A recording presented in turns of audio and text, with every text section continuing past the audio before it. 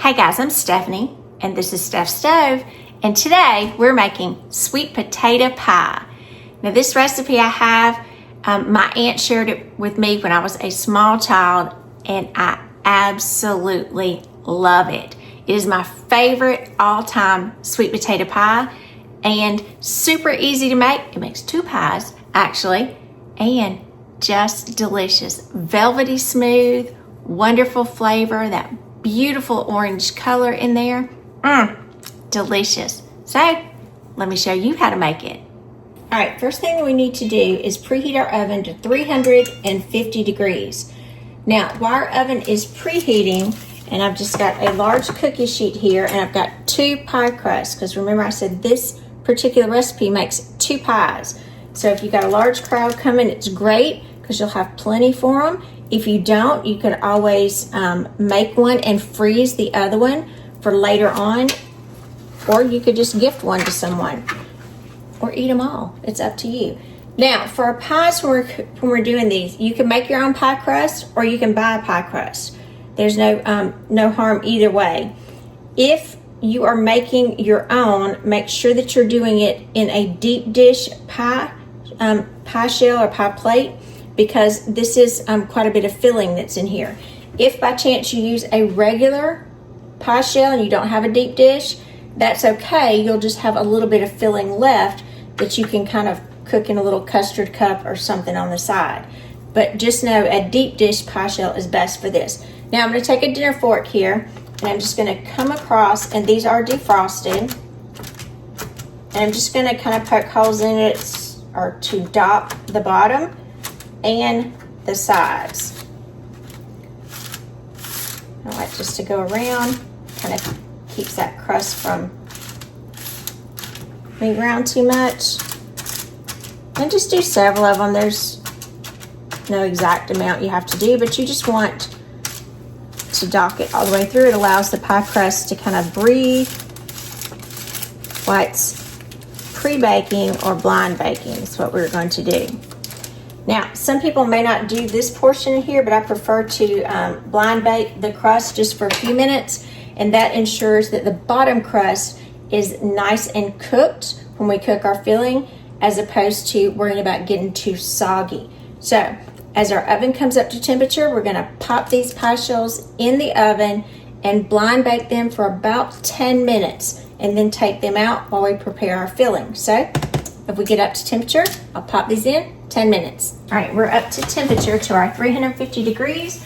So we're gonna go ahead on the top rack and place our pie shells in here. And these are gonna bake for the 10 minutes. Just take care of that blind bake. So I'll put our timer on for 10 minutes, and then we'll take those out. All right, for mixing up our pie filling, I'm gonna be using my stand mixer here with my paddle attachment to it. You can absolutely use a hand mixer, or you can do this by hand. It'll just be a little more effort. Through the years, I've done it all with here, but I do prefer using my stand mixer because it's more hands-off. Now, for my sweet potatoes, I'm going to be using, this is a 40-ounce can of Bruce's Yams, which are cut sweet potatoes in syrup. You can get these with Splenda in them if you prefer them this way. If you want to use fresh sweet potatoes, you absolutely can. You'll need about 3.5 cups mashed fresh sweet potatoes. Now, I don't use fresh sweet potatoes in mine, and the reason why is I cannot always get the same consistency with these, and this is the only brand I use. It's consistent every time, but we all know when you get some sweet potatoes, sometimes they're good, sometimes they're bad, so I like the consistency. Now, the next thing we're gonna do is 1 can of my recipe that my aunt gave me specifically said Eagle brand milk. However, you could use any condensed milk, but you need 1 can of it, and this is a 14-ounce can. If you made your own, that's fine, but you just need 14 ounces of it. Get all of that in there. So make sure you get like a silicone spatula or something to get it all out.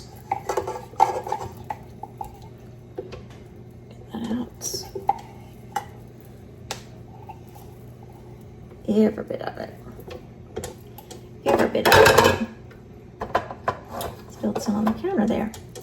All right, The next thing that we are going to add to this, we need, and this is pretty good because you just kind of dump everything together. The next thing we need is 1.5 cups of granulated sugar. And you're like, oh gosh, it's good. Then a stick of butter. You need your butter softened, so you should be able to kind of mash it in there. A stick is equivalent to 1/2 cup. So if you don't use a stick measure, you need 1/2 cup. Now I use salted butter. If you want to use unsalted, that's fine. My preference is for salted butter, and save these. You can use these a lot of ways. They're very, very useful. Then we are going to add 1 teaspoon of vanilla extract.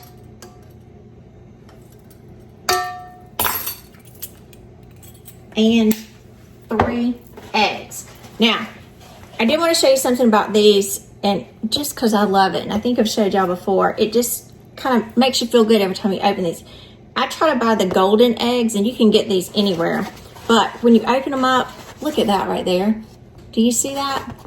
Every box has this Bible verse on it. It says, "This is the day which the Lord hath made. Let us rejoice and be glad in it." Psalms 118:24. Isn't that beautiful? It's on the inside of every package. So we need 3 eggs. Now I'm going to pause because our pie crust, our 10-minute blind bake is finished. So we need to get that out of the oven. So just get this out. We'll turn our timer off. Not our oven temperature. As you can see, we've just got a nice little bake there. So let that sit as we get finished with our filling. And let's move back over to our filling. Alrighty, so we have our 3 eggs that we're going to do. And you guys know that I do prefer to break my eggs individually. So make sure that you do that just to be sure they're good. So I'll put these in here one at a time. It's a good one. And these generally are good eggs, but you know, you just can't never tell. And I certainly don't want to ruin what we've already made. A good one.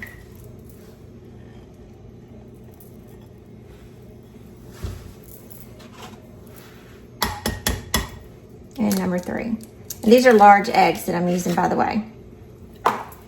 That's generally my preference. I always try to get large, sometimes extra large if they're available and they're a reasonable price.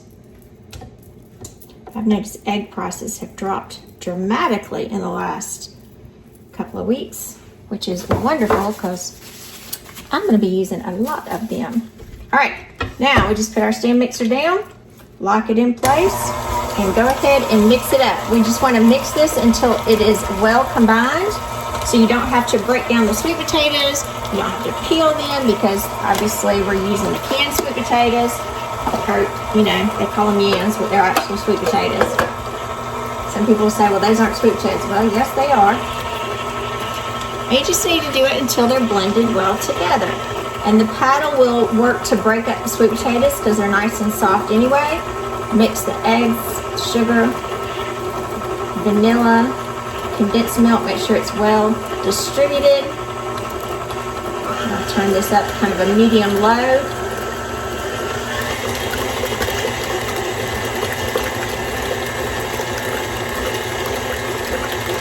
You're going to have what you'll see the chunks of butter in it, and that's okay because they're going to melt down into the pie.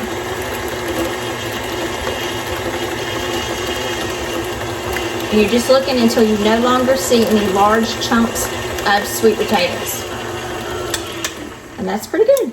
See, super quick. Look at all that butter got stuck on there. And put all that back down there. And generally when I use the canned sweet potatoes, I don't have to worry about stringy sweet potatoes either, because I can't stand stringy sweet potatoes. Just can't stand it. All right, take our paddle attachment off. And so you can look at that. Pretty. Just a pretty, pretty filling. All right, let's move over and let's get this in our pies. All right, now we just need to take our filling and we are going to pour it in and divide it between our pies. And you can see those thick chunks of butter coming out. Those are going to melt into the pie as it cooks just beautifully. Look at that.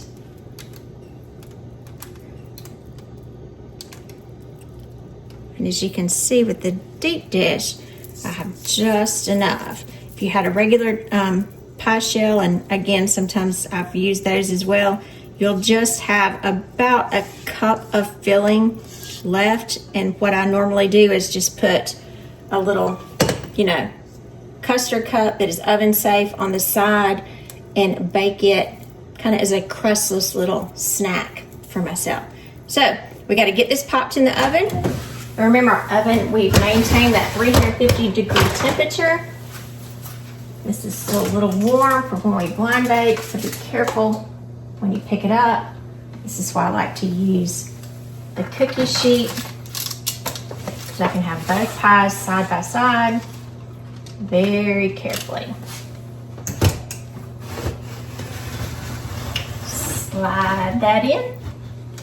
Beautiful. And these are going to bake for 35 to 40 minutes depending on your oven, or until our center is nice and set. See you back in a few minutes.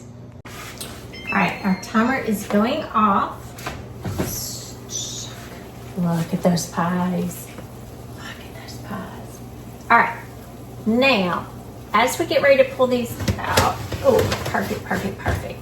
Now, I had mine baking for 40 minutes. According to my oven, and you can see there is a very, very slight jiggle in the middle, but it is not wobbly. That's exactly where we want it to be. Now, depending on your oven, it could take as little as 35 minutes, 40, 45 minutes, but look at those gorgeous sweet potato pies. Just beautiful. Now, we got to get these on a wire cooling rack. Turn our oven off. We'll get up here a little closer so you can check them out. We've got beautiful browning around our crust. Just gorgeous. You can hear that sizzle probably. So these do need to sit, and I like to leave them on the cookie sheet for about 10 minutes to be sure that they're nice and warm and set. After 10 minutes, I'm going to take these off of the cookie sheet, transfer them straight to the wire cooling rack, and let them cool completely. So let's let these cool for a few minutes, then transfer them off, and we'll be right back. Alrighty, our pies have cooled completely, and after they cool completely, I took each of the pies and put them in the refrigerator for about an hour, because I like them chilled is my preferred method to eat them. Now you could absolutely eat them once they come to, they cool to room temperature, but to me, the chilled pie is just delicious. So now we're gonna go in and cut into it, that little slice, and enjoy some of this beautiful sweet potato pie. Again, this is one of my absolute favorites. I love that it makes two pies, so you could kind of have one if you got a big gathering to go to. It's a great way to take multiple things. Really not much of an expense here. So it's very, very economical. Let me cut through this really well. All the way through that crust.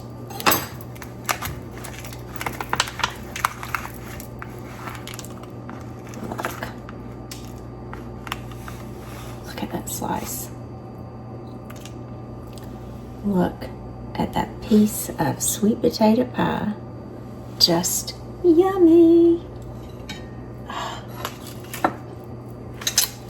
Add a little whipped cream on the top or plain for a beautiful, easy, and delicious dessert. I'm Stephanie. This has been Steph's Stove. For today, we made this beautiful and so creamy, delicious sweet potato pie. Look at that bite. Delish. Oh, that's some good stuff. The sweet potato pie is just smooth, luscious, delicious. Perfect for your holiday table or just a Sunday evening. Just yummy. Now, I'm going to finish this in a few minutes because it's one of my top favorites. The recipe does make two pies. So the good thing about this, you can make one, enjoy it now, and freeze the other one.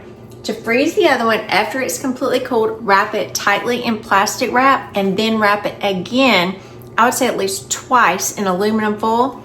Go ahead and label it, date it, put it in the freezer. It'll be good for about a month or two. Perfect to get you through the holidays. And when it gets time for you to enjoy it, just pull it out, let it defrost. It's already cooked.